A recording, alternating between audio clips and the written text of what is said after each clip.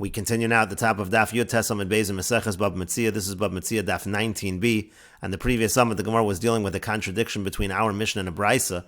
Our Mishnah implies that if the person finds, let's say, a document like a will, and the person who wrote up the document says to give the document to the recipient, so the Mishnah implies that we would give it to the recipient in that situation. The Brisa seems to say we would not give it to the recipient in that situation. And so the Gemara now has an answer to the contradiction from Rabbi Abba Bar Memel, who says as follows: in one case, we're talking about a document written up by a healthy person. In the other case, we're talking about a document that is written up by a shchimera, that's somebody on his deathbed. And Rashi explains, the document was written up as a gift from a healthy person. It doesn't say in the document that the person is ill and on his deathbed, in the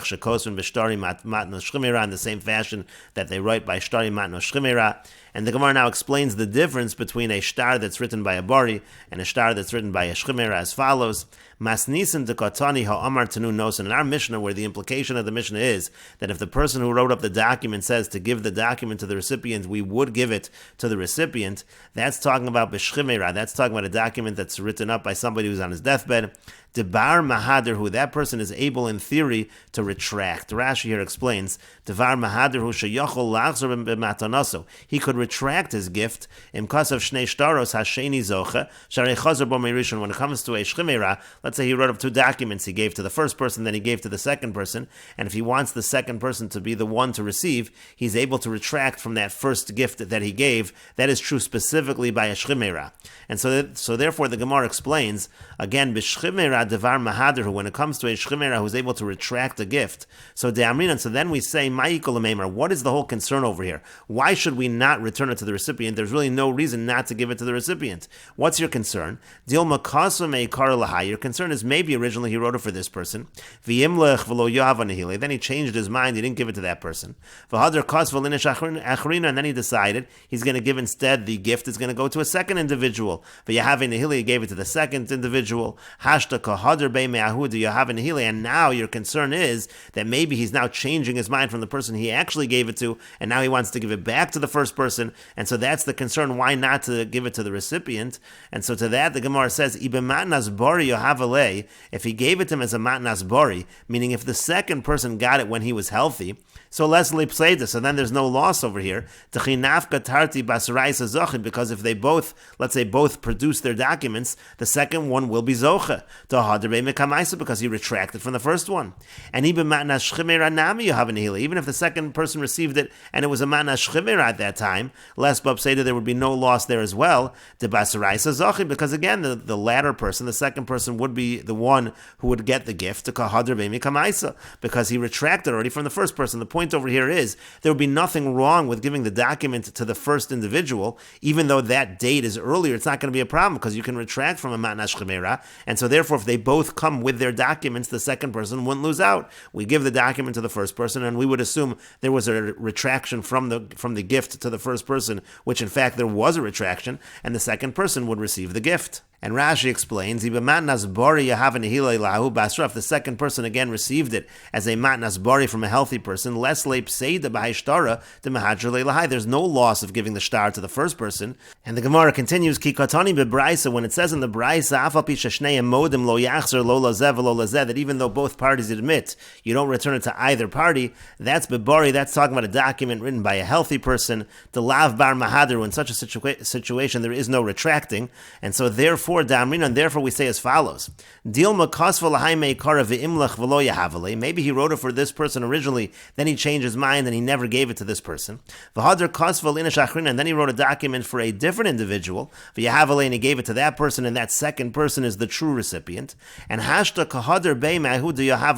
he's retracting from the person he actually gave it to. And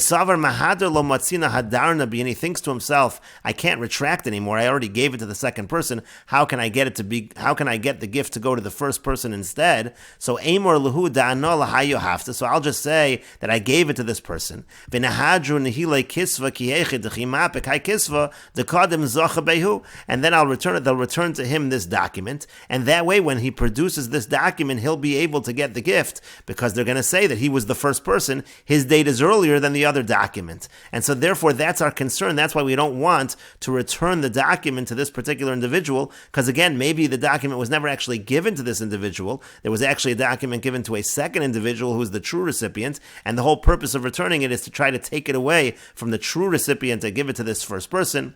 And so therefore the Gemara continues, Ella rather Amrinan Le, we say to him, Anon Hai Kisva Lo Yahavinan Le, we say to him as follows, Hai Kisva, this document, don't give it to him.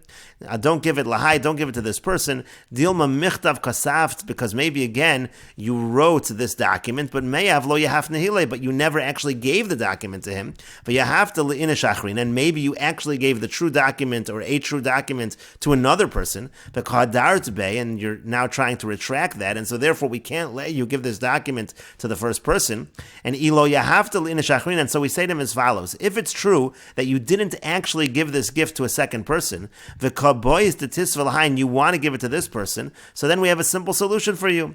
Kasav Le'hashta Kisva Achrin, right now a new document, but you have a Nehila and give it to this person now. Do you have Le'inish Achrina that if you give it to somebody else, less Babseda the Kadam Zachi, now there won't be any loss because now that second person, so to speak, the true recipient, has an earlier date. You won't be able to take it away from that person by writing a new document for the first person, but we can't allow you to give the old document to the first person, because if you give the old document to the first person, that's the one that's going to have the earlier date, and if the first person is not the true recipient, the second person will lose out. But the Gemara continues, Maskif lo Rav Zvid. Rav Zvid asks the following question, Va'idi v'idi daitakos katani, but in both cases, meaning both in the Mishnah and the Bryce, it says daitakos, it says daitaki, which is talking about a will, so you have to say we're talking about a shchivera in both cases. You can't answer that in the case of the Bryce, so we're talking about a bori, a person who is healthy.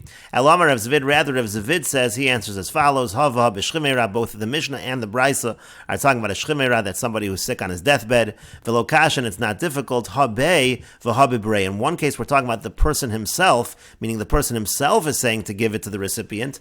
And in the case of the Brisa, we're talking about the son, meaning the person actually died, and now the son is saying to give it to the recipient. In that case, we do not give it to the recipient, and the Gemara explains why. Mas nisan de kamar tenu nosen in the Mishnah, which implies that if the person says to give it, then we give it to the recipient. Bididei devar mahaderhu. That's talking about the person himself. Again, he's able to retract. A shchimera is able to retract his gift. The amrinan. In that case, we say, Inami Yohava Leinish Achrina, even if he had actually given it to another person, meaning even if there was a second person, and that person is the true recipient, less Babseda, there is no loss if we return the document to the first recipient, to Kamo Basra Zochi, because as we said before, if you have a person with an earlier document and a person with a later document, and you're talking about a Shchimera, it's actually the person with the later document that is the one that gets the gift, that's the one that's the true recipient, to Hadar Beimi Kama, because we say that he retracted from what he gave to the first person, and so that's why in the Mishnah there's no problem giving it to the recipient. When it says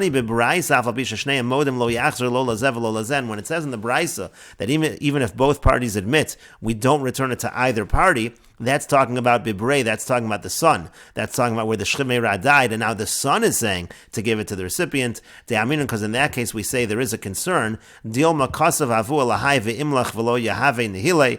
the father wrote it for this person, but then changed his mind and never gave this person the document. He isn't the true recipient. And then after the father died, now the son wrote it over to somebody else, and gave it to that person, and now the son wants to take it away from that true recipient. And now he's retracting from that gift.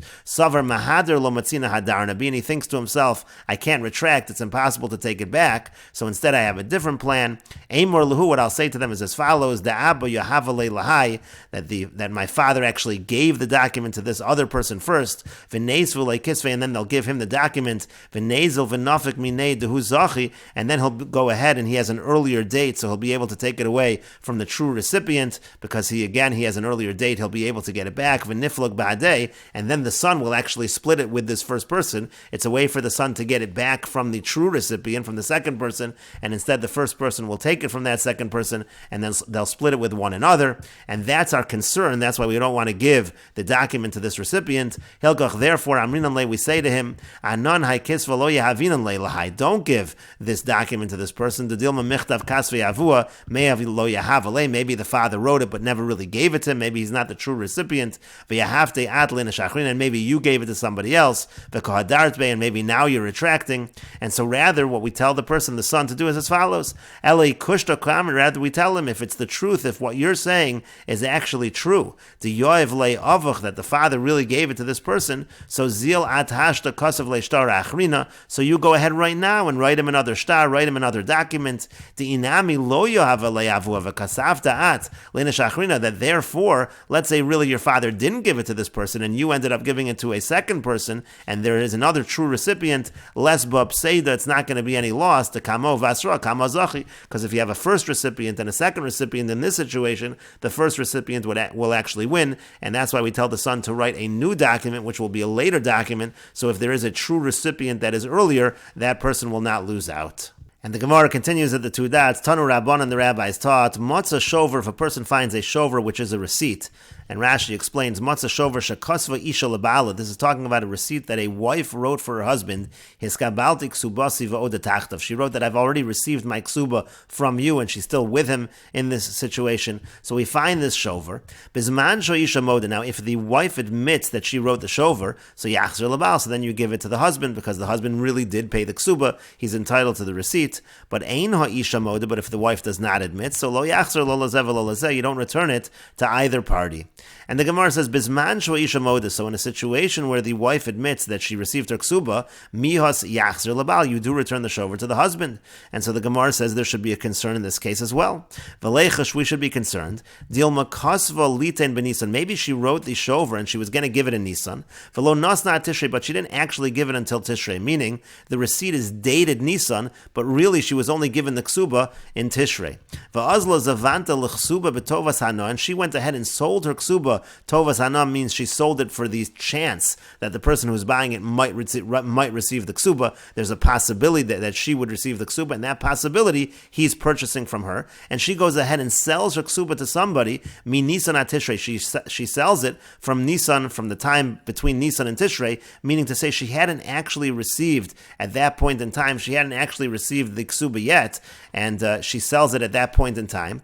Umapik le l'shover dechasa b'Nisan, and now the husband comes along, and he has a receipt that says he already paid off the ksuba by Nisan. So what she sold was not really a sale at all. She sold the rights to her ksuba after the time of Nisan, because at that point in time she still hadn't really received her ksuba, but now the husband gets back a shover, a receipt, which says that actually she did get the ksuba from the date of Nisan, which isn't true, and he's going to take it away. He's going to take away the ksuba from the lekuchos, from the purchasers, and that's going to be unjust, so we should have that concern in the case of the shover. And the Gemara continues, Amar Rava says, and Rashi explains, V'lo nasna at Tishrei, again, she wrote up the shover in Nisan, but she didn't give the husband the receipt until Tishrei, v'hu lo parat Tishrei, because he didn't pay the ksuba until Tishrei.